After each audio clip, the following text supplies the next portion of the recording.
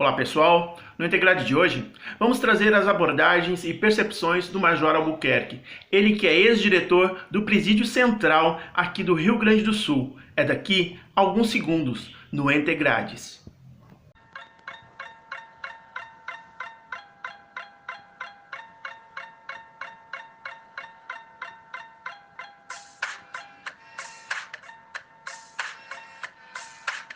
A violência policial contra a população negra, ela é fruto do racismo institucional e fruto da má formação dos policiais. O racismo institucional, ele pode, em parte, explicar essas questões da violência policial contra a população negra, porque, evidentemente, que nós estamos inscritos dentro de um processo racializado, numa sociedade que foi fundamentada em cima da escravização de pessoas negras, que foi fundamentada em cima de um desenvolvimento desigual entre pessoas brancas e pessoas negras, mas isso não é o suficiente. Não é o suficiente a gente simplesmente alegar que a sociedade é racista e, portanto, a polícia militar também é racista. É necessário que a gente, com base nas pesquisas que hoje apontam que um negro tem 7 vezes mais chances de ser morto do que um branco, pesquisas essas que são feitas por instituições sérias, instituições de ensino qualificadas, nós temos que pegar essas pesquisas, trazê-las para dentro dos órgãos policiais, trabalhar esses dados e traduzi-los em uma educação que vá da base, dar fundamentos para que a polícia não continue perpetuando o sistema de racismo institucional e racismo estrutural. Então é necessário que a gente rompa esse ciclo e romper esse ciclo, obviamente, que ele passa por um processo de educação das polícias militares.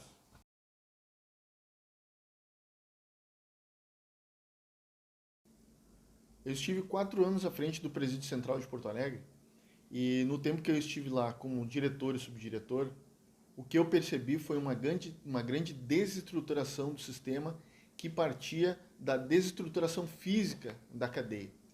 A desestruturação física daquele presídio central, ele tinha uma consequência muito grave.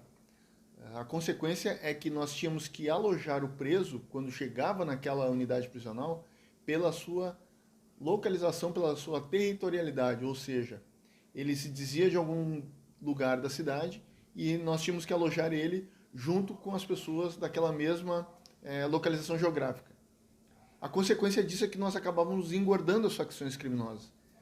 Então, a desestrutura física, ela está diretamente ligada à organização do crime, que acontece dentro das unidades prisionais.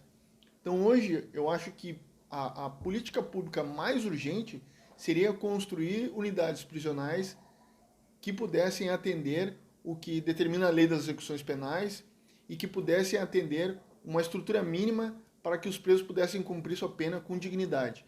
E também gerando com que a direção dos presídios, das casas prisionais, pudesse ter mais tranquilidade no trato, no manuseio desses presos. Então, eu acho que políticas públicas, elas são efetivas quando elas dão resultado fora do presídio. E hoje o que nós vemos é que o crime ele é um ciclo, e um ciclo que ele não se encerra com a prisão das pessoas. A gente tem a expectativa que quando uma pessoa é presa, esse ciclo criminoso ele se encerre. E não é verdade. Hoje o ciclo criminoso ele se reestrutura dentro da cadeia na medida que as pessoas conseguem ter contato físico e à medida que eles conseguem até aprender novas modalidades criminosas dentro dos presídios. Então eu acho que as políticas públicas elas poderiam ser mais eficientes. Acho que o governo do estado ou o governo dos estados poderia investir mais no sistema prisional, e investindo no sistema prisional, eu tenho certeza absoluta que as pessoas poderiam ter mais segurança fora do presídio. Eu costumo dizer que não existe pena de prisão perpétua. As pessoas que entram no presídio, elas em algum determinado momento vão sair. E essas pessoas elas precisam ser melhores de lá, para que a consequência para as pessoas que estejam aqui fora não sejam danosas, para que essas pessoas, então possam se reinserir na sociedade, ter emprego, ter trabalho como egressos e ter uma vida nova a partir da sua saída dessas unidades prisionais.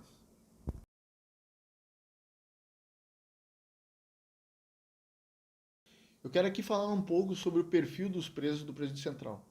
Na época que eu fui diretor do Presídio Central de Porto Alegre, nós tínhamos uma quantidade muito expressiva de presos jovens, entre 19 e 24 anos. Esses presos tinham baixíssima escolaridade, muitos deles sequer tinham atingido até a quinta série. A maioria deles analfabetos funcionais, mal sabiam escrever o nome, e o tipo de prisão a que esses presos respondiam eram por pequenos tráficos de drogas. Eles eram frutos de prisões em flagrante de guarnições da Brigada Militar e não um tipo de prisão que não requer investigação, né? Então, esse era o perfil, basicamente, dos presos. E um dado que me chamou muita atenção é que 35% das pessoas presas eram negras, enquanto que no Rio Grande do Sul nós temos apenas entre 18% e 20% de pessoas negras. Então, no Presídio Central de Porto Alegre, foi o único lugar que eu vi uma sobre-representação de pessoas negras.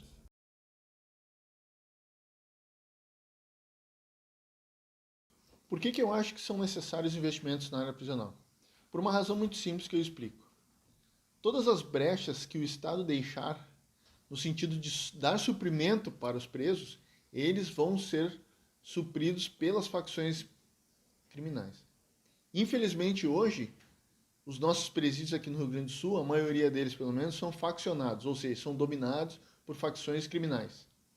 Essas facções criminais, no sentido de arregimentar mais gente para engrossar as fileiras lá das facções, elas acabam fornecendo alguns privilégios. E esses privilégios dentro da cadeia é um lugar melhor para morar, uma toalha de banho, uma toalha de rosto, um sabonete, uma caneca. E esses privilégios, digamos assim, eles acabam revertendo depois em dívidas que devem ser pagos por essas pessoas para as facções criminais fora do sistema. Então, é necessário que a gente, para que a gente acabe com as facções criminais, ter uma estrutura melhor e cortar essa cadeia, que é uma cadeia econômica que funciona dentro das unidades prisionais.